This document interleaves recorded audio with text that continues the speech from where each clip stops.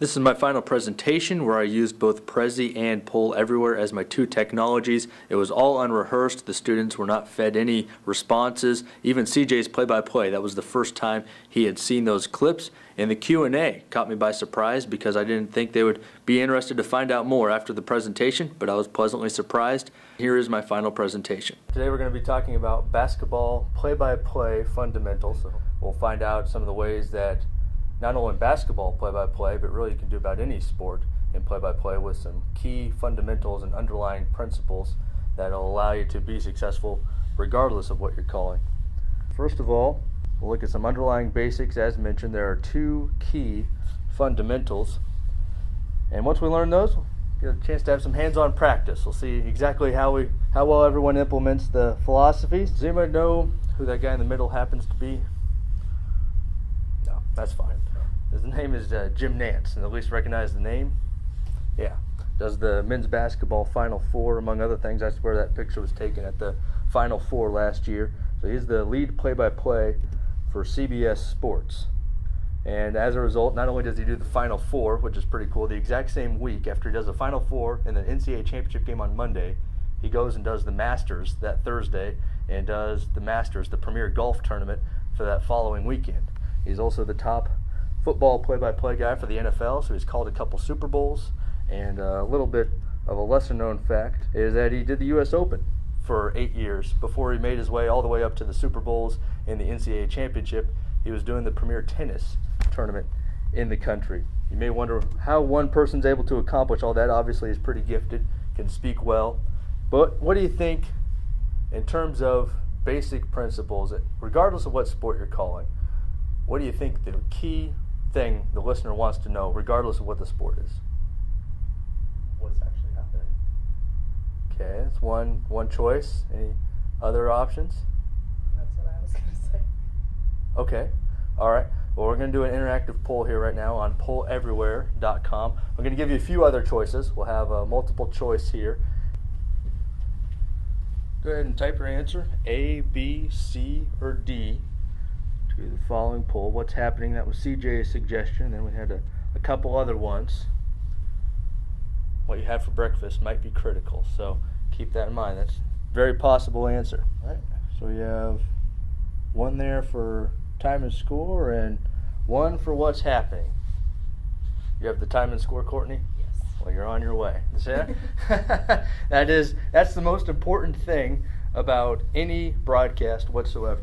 There's 7 key principles in order to have a successful play-by-play, and time and score is at the base of the pyramid, so that's the most important. That's in the bottom left. Now, description and pinpointing the ball are a couple other of the basic principles. First, let's take a look at an example of time and score. 7-0 New Mexico State, 17:04 left in the first half. Very, very nice start for New Mexico State. UTEP in the backcourt. They toss it into Cooper. Between the legs dribble as he goes up the left sideline.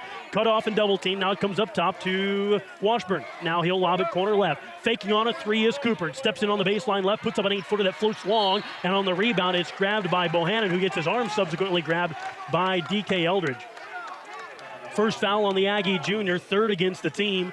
And with 16:44 left in the first half, UTEP still looking for its first basket. The Aggies up 7-0. All right, so how many times did you say the time and score there?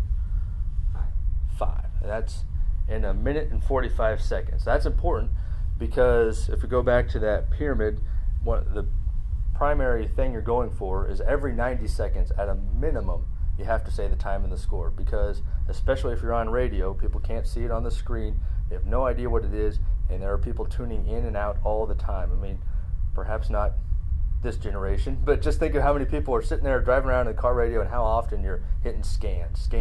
All of a sudden you come across a basketball game, what's the score? Who's playing? You know, and so every 90 seconds at a minimum, especially if you're on radio, you have to say the time and the score. Otherwise you're going to lose your listener, or even if they've been listening to the whole game, maybe they don't catch it every time, you're going to offend your listener because they want to know who's ahead and how much time is left, regardless of the sport. And that's one of the things that makes Jim Nance so successful at what he does.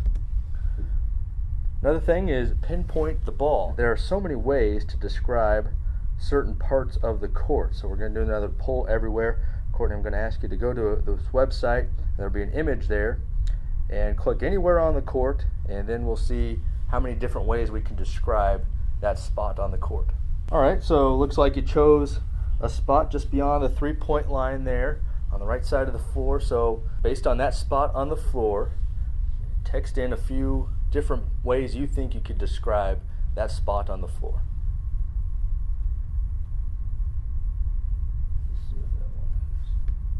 All right, yeah, those are a couple good ones. Foul line extended, maybe right wing or right perimeter, a couple other options there. The two things you're trying to do as often as possible, think vertical and lateral.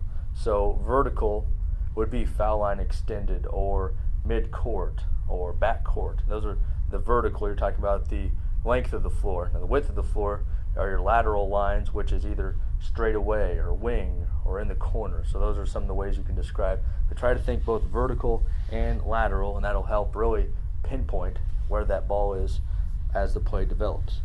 All right. Who among us is fearless enough to try this out? Okay. All right. Brave soul. I like that. This is a long possession for West Liberty, so you should be able to hopefully recognize the guys and just work on pinpointing the ball and try to give the time and score at least a couple times. Hilltoppers lead 51-45 over the 17-minute mark. Hone dribbles the top of the key, flares out to Hester in the corner, kicks it to Lamberti in the deep corner. He dribbles middle, kicks it over to high post to Bonafide. Hester drives. Lamberti kicks it to Hester on the block. Scuffle for the ball, foul. Hester fouled. 51-45 with 16:48 left in the second half. The ball is taken out on baseline left-hand side. Hone. Topper set up in a square, 4 corners. Ball kicks into Bonafide at the top, kicks it over to Indiana Faithful on the right. Shot goes up, miss. Retrieved by Indiana Faithful, kicked over to the top of the key for the Hilltoppers. Devin Hone on the left wing dribbles. Screen and roll, kick back over to Bonafide up the top of the key. 51-45, 16:30 so left. The Toppers center the ball back to the middle. Another high screen roll, refuses the screen. Turnover, no. Ball saved out of bounds. Hone dribbles left, kick to Hester, top of the key. 3 ball, it's good. Toppers now up 54-45 with 16:14 to go. Well, that's pretty good. That was actually better than I anticipated even. So good job. You fit in the score even a couple times during the same possession, which is great because a lot happened and there was a foul, so it never hurts to say the score again whenever you have those dead balls or any chance. So great job there. Well, that does it for the 2 underlying principles of basketball play-by-play. Obviously, there was much more to that pyramid. We'll cover those in later sessions, but as for now, that'll give you a good foundation to start working on your basketball play-by-play. Always feel free to email me if you have any questions or if you want a copy of that stellar play-by-play there. By all means, feel free to email me. Any questions? That's a great question. Usually we have cheat sheets in front of us. Either you have a full roster, or for myself, and a lot of broadcasters refer to them as boards.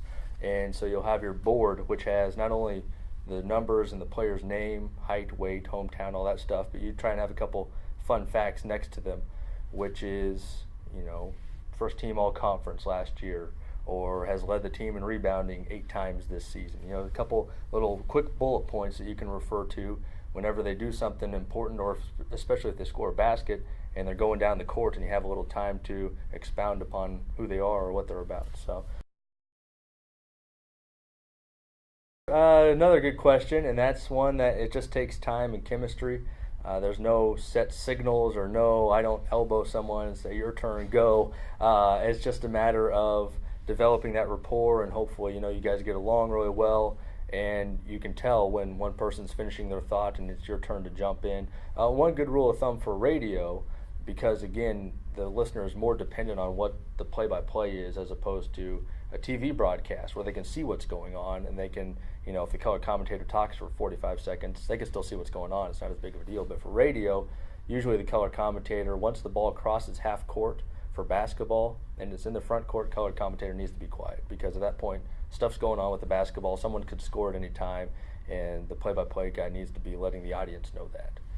So that's a rule of thumb for radio. 2 great questions. Anything else? All right. Well, thanks again for participating, and hopefully you enjoyed it and learned something.